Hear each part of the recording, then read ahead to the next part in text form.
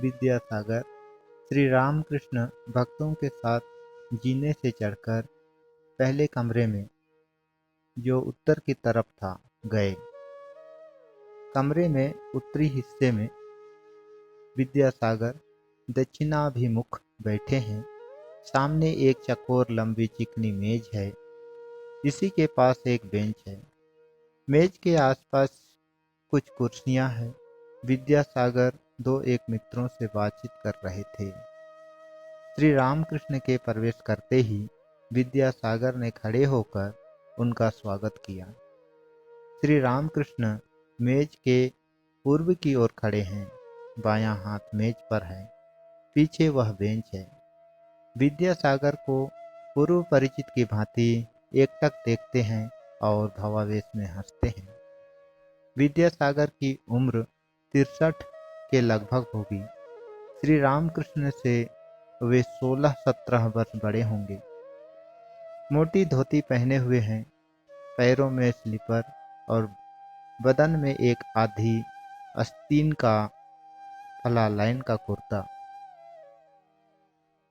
सिर का निचला हिस्सा चारों तरफ उड़िया लोगों की तरह मुड़ा हुआ है। बोलने के समय उज्ज्वल दांत नजर आते हैं। सभी दांत नकली हैं। सिर खूब बड़ा है, ललाट ऊंचा है और कद कुछ छोटा। ब्राह्मण है, इसलिए गले में जनेऊ है। विद्यासागर में अनेक गुण हैं। पहला गुण विद्यानुराग। एक दिन मास्टर से यह कहते हुए सचमुच ही रो पड़े थे कि मेरी तो तीव्र इच्छा थी कि खूब विद्या अध्ययन करो, पर कुछ ना हो सका। संसार में पड़ जाने के कारण बिल्कुल समय नहीं मिला। दूसरा गुण सर्वजीवों पर दया। विद्यासागर दया के सागर हैं। बछड़ों को माँ का दूध नहीं मिलता, यह देखकर दूध पीना छोड़ ही दिया था। आखिर कई साल बाद स्वास्थ्य बहुत अधिक बिगड़ जाने के कारण फिर दूध शुरू करना पड़ा था। गाड़ी में नहीं चढ़ते थे। घोड़ा बेचारा अपना कष्ट जता नहीं सकता, चुपचाप सहता जाता है। एक दिन आपने देखा, एक बोझ ढोने वाले हम्माल को हैजा हो गया है। वह रास्ते पर पड़ा हुआ है। पास ही उसकी टोकरी पड़ी है। देखते ही आप स्वयं उसे उठाकर अपने घर ले आए और उसकी सेवा शुश्रूषा करने लगे। तीसरा गुण स्वाधीनता प्रीति।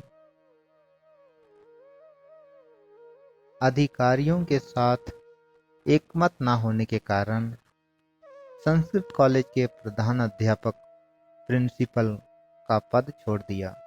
चौथा गुण लोगों की निंदा स्तुति की परवाह नहीं थी। एक शिक्षक पर आपका स्नेह था। उनकी बेटी के विवाह के समय बगल में उसे उपहार देने के लिए नया वस्त्र दबाकर आ खड़े हुए। पांचवा गुण मातृभक्ति तथा मानसिक बल। माँ ने कहा था, ईश्वर, तुम यदि इस विवाह में, भाई के विवाह में नहीं आओगे तो मेरे मन में बड़ा दुख होगा।